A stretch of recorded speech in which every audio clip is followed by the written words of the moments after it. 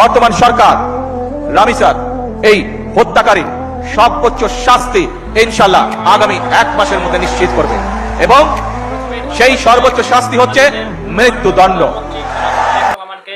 যিনি নতুন বাংলাদেশের গণ অভ্যুত্থানের পরে মানুষের আশা আকাঙ্ক্ষার পাত্র হয়ে বাংলাদেশের সংবিধানের আমূল পরিবর্তন ঘটিয়ে বাংলাদেশকে একটি নবরূপায়ণে রূপদান করবে এই আশা ব্যক্ত রেখে বাংলার জনগণ তাকে ভোট দিয়ে প্রধানমন্ত্রী বানিয়েছেন। তারই ধারাবাহিকতায় পরিবর্তনের একটি নতুন রূপ আসবে ধর্ষণের বিচার কার্যকর হলে। মাননীয় প্রধানমন্ত্রী অলরেডি ঘোষণা দিয়েছেন 1 মাসের মধ্যে রামিসার ধর্ষণের বিচার হবে। এজন্য আপনাকে আবারও ধন্যবাদ।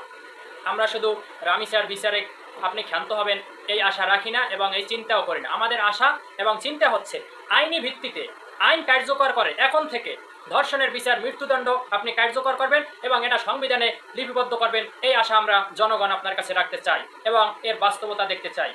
আশা করি আমরা এর বাস্তবতা দেখব। আপনাকে আবারও ধন্যবাদ জানাই। আপনি যদি এই কাজ বাস্তবায়ন করতে পারেন আইনি ভিত্তিতে, তাহলে সত্যিকারই বাংলার কিং হয়ে থাকবেন মানুষের মনে। আসসালামু আলাইকুম রহমতুল্লাহি ওয়া বারাকাতুহু। বর্তমান সরকার রামিসার এই হত্যাকারী সর্বোচ্চ শাস্তি ইনশাআল্লাহ আগামী 1 মাসের মধ্যে নিশ্চিত করবে এবং সেই সর্বোচ্চ শাস্তি হচ্ছে মৃত্যুদণ্ড।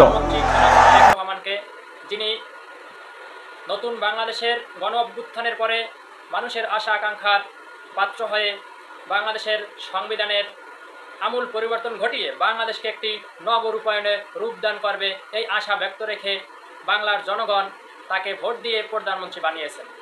তারই ধারাবাহিকতায় পরিবর্তনের একটি নতুন রূপ আসবে ধর্ষণের বিচার কার্যকর হলে। মাননীয় প্রধানমন্ত্রী অলরেডি ঘোষণা দিয়েছেন 1 মাসের মধ্যে রামিসার ধর্ষণের বিচার হবে। এজন্য আপনাকে আবারও ধন্যবাদ।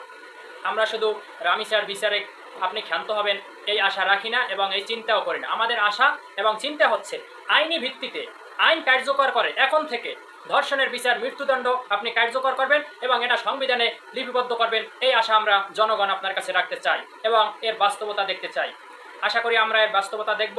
আপনাকে আবারও ধন্যবাদ জানাই। আপনি যদি এই কাজ বাস্তবায়ন করতে পারেন আইনি ভিত্তিতে, তাহলে সত্যিকারই বাংলার কিং হয়ে থাকবেন মানুষের মনে। আসসালামু আলাইকুম রহমতুল্লাহি ওয়া বারাকাতুহু।